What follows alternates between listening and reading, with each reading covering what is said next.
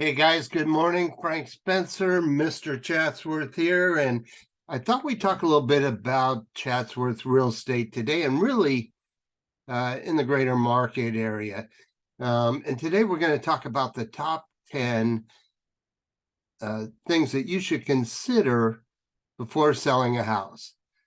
And in my world, I think generally, if it's number one on my list, tends to be most important. And this one certainly is the case. Number one is timing. Consider the timing of sale because generally the best time to sell a home is in the spring or summer when the weather is good and people are more likely to be looking for a new home. Number two would be market conditions, and we know that's a wild card. Consider the current state of the real estate market. It's important to research the housing market trends and pricing in your area to know whether it's a seller or buyer's market. And I can tell you right now, as this is being written May 2023, we're still in a strong seller's market. Prices are holding firm. We're seeing multiple offers on homes that are priced properly, and we're seeing prices start to trend upward again. So again, consider your market and timing. Inventories are still incredibly low. So we want to make sure that you're aware that today's a good time to sell. Consider the condition of your home. You need to assess the condition and decide whether you need to make any repairs, renovations before putting it on the market.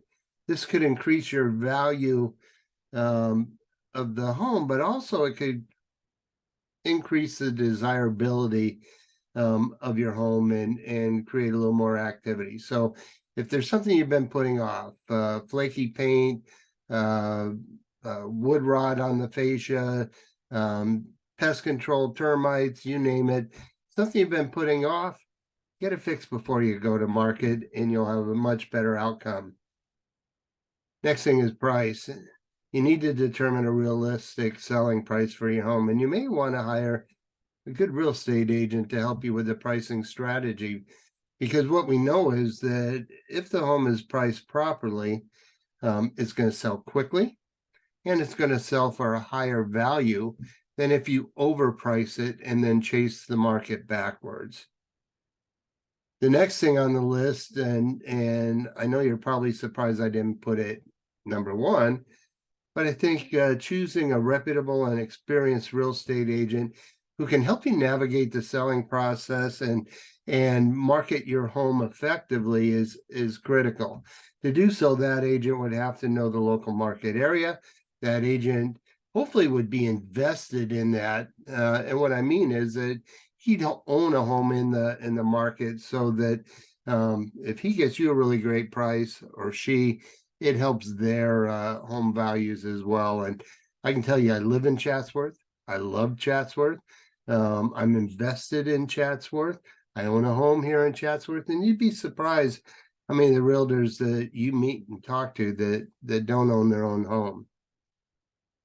Next thing to consider is your financial goals, and you need to determine how much money you need to make from the sale of your home, and how much of that you're going to use for the purchase of your new home, what the cost of moving is going to be, what the cost of living in the new community is going to be, and so on. So make a plan, and again, a good real estate agent certainly could help you with much of that. Selling costs. Understand that selling costs associated with selling a home, such as real estate commissions, closing costs, and potential repairs, all go into your bottom line, straight to your bottom line, and affect what it is that you're going to net on the sale of the cost. So be a wise consumer, ask questions. And I'm not telling you to go for the lowest cost. That's generally not necessarily the best strategy. However, I will tell you, be a sharp consumer and know what it is that you're paying for up front. What are the expectations that you have for your agent? What are the expectations that you have from the escrow officer, and so on. Be engaged in the process. Next thing would be moving expenses. Consider the cost of moving and factor that into your financial planning and this total move, because there is a real cost to it, whether you're moving across the street or across the country. Home staging. You know, I'm going to tell you that primarily is market driven. But in either case, if you're in a community that historically does stage, you're going to get a better deal if you stage properly. If you're in a community that typically doesn't stage, as most of Chatsworth is, with the exception of some of the more luxurious homes in the area, I would tell you still have to consider a modified version of staging, and that is declutter, clean up, minimize the amount of furniture and pictures and so on, so that when people come into your home, A, it looks like it's for sale, and B, it looks like someplace that they could envision their furniture, their belongings in. And then finally, emotions. Consider that aspect of selling your home.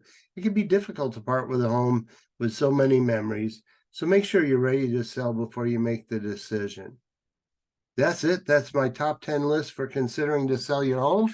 I hope that you think the information is valuable. And if you're in the market to sell or buy, I certainly look forward to helping you. I'm Frank, and I'm Mr. Chatsworth, and you can reach me at frank@mrchatsworth.com.